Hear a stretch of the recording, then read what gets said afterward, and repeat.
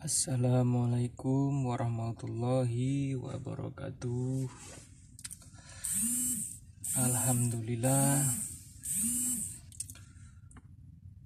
kita masih diberi panjang umur, diberi kesehatan, dan masih diberi rezeki.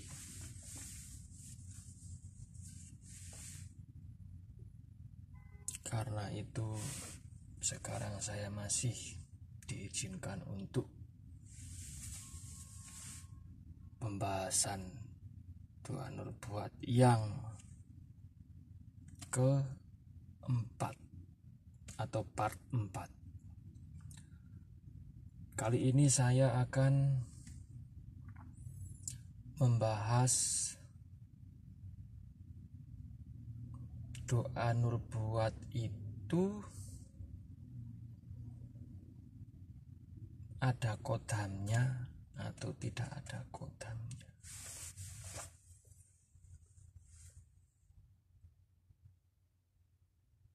Apa kata orang yang katanya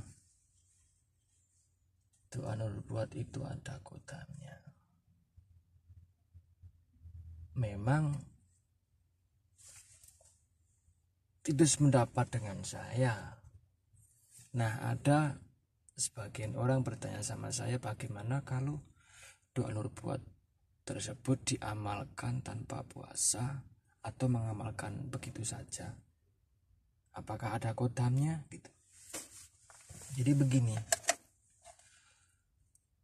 mengamalkan doa nubuat itu bisa dipuasain itu lebih bagus, dan tidak berpuasa juga bagus. Itu doa nubuat. Jadi bersifat otomatis gitu. Jadi otomatis.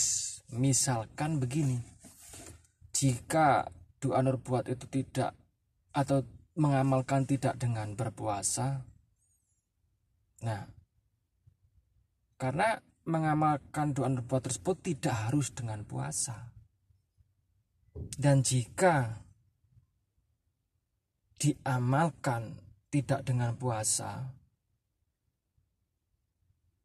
itu ya ada kemungkinan kurang afdol. Dan kalau diamalkan dengan puasa mungkin lebih afdol di situ. Kalau masalah kodam, kalau masalah apa doa nubuat tersebut memang benar-benar kodam atau tidaknya, wallahu a'lam. Karena saya tidak tahu. Tapi yang saya rasakan, dan karena saya membuktikan gitu, ya, karena saya tidak bisa melihat kodam, saya merasakan sendiri, membuktikan sendiri bahwa apa yang saya amalkan atau saya mengamalkan doa nubuat tersebut lewat puasa itu, saya bukan jempol 2 yang mengacung itu, tapi jempol 4 sampai kaki-kaki itu saya bilang memang mantap di situ. Saya membuktikan semuanya. Apa keinginan saya? Alhamdulillah. Jadi di saat saya mendapat cobaan seperti ini, saya hanya mampu berdoa. Di saat saya mendapatkan ujian yang berat, ya saya yakin bahwa doa tersebut mampu mengatasinya. Tapi yakin bukan meyakini artinya doa tersebut ada kodamnya. Akan tetapi itu hanya sebagai perantara. Tetap pemikiran atau perasaan kita itu tidak ada lagi kecuali yang mengarah ke Allah, ke Tuhan. Jadi segala sesuatu itu Tuhan yang memberikan. Seperti itu.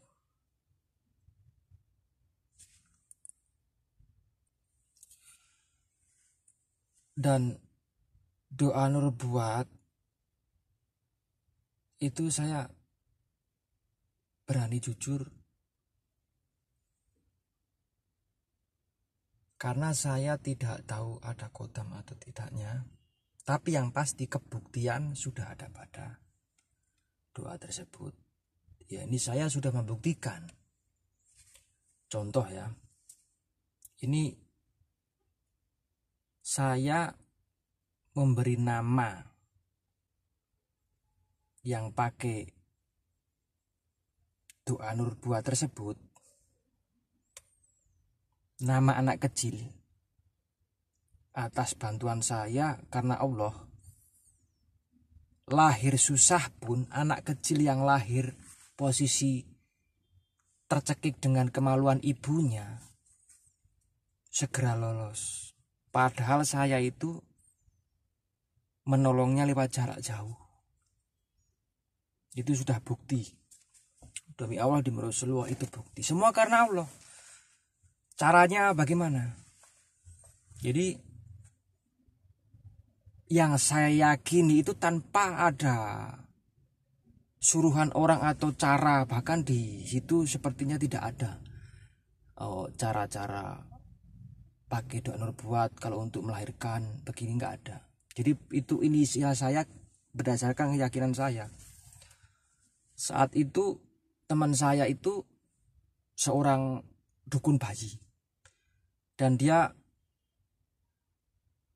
sebelumnya mau berangkat itu ke rumah saya dulu. Nah, di saat itu karena dia dukun bukan dokter ya kan, agak kesulitan dengan mungkin dengan mantra atau bagaimana cara yang bisa gitu. Itu kemampuannya terbatas gitu ya, karena tidak punya alat kecuali mungkin dengan cara-cara trik begini begitu.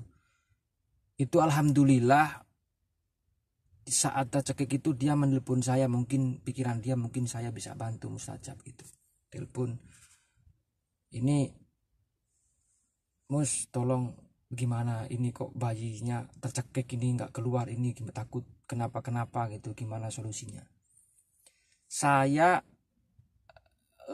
meminta waktu itu 1 air putih taruh di mangkok putih ya kan, dan saya meminta bapak dari ibu yang akan melahirkan tersebut, itu artinya, dan nama yang akan melahirkan itu. Jadi saya bacain doa tersebut 3 kali. Sebelum 3 kali juga belum, tujuan saya untuk dibacakan 7 kali, insya Allah lolos. Artinya langsung turun. Keyakinan saya bukan berdasarkan kodam yang ada, tapi berdasarkan saya yakin pada Allah di situ. Jadi sebelum saya bacakan 3 kali saja itu belum habis, sudah alhamdulillah orangnya sudah ngebel ke saya bahwa alhamdulillah sudah lahir di situ. Itu yang pertama. Yang kedua, di saat orang sudah melahirkan sebelum ada saya, suaminya telepon saya, nyari saya, takut karena posisi istrinya yang habis melahirkan itu banyak darah. Nah, di saat itu mata, telinga, gigi itu terkunci dan nggak melihat katanya. Dan saat itu panik dia kan, waktu itu panik sekali. Saya datang, begitu datang saya langsung astagfirullahaladzim.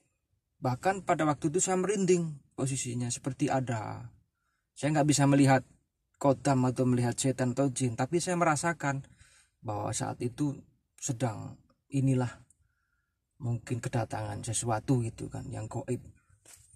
Langsung saya bacain itu, tiupkan pada telinganya, terus ke mukanya, Masya Allah, tabarakallah, langsung bisa mendengar, langsung bisa melihat. Anaknya saya kasih nama Ahmad Nur buat di situ. Anaknya teman saya.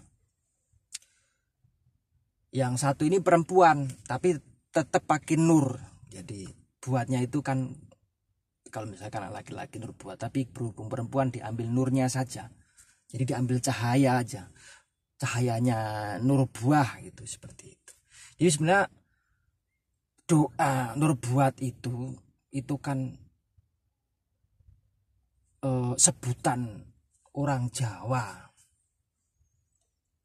Kalau orang mungkin bahasa Indonesia ya nur buah, tapi yang tertulis di Al-Quran tersebut nurun buah.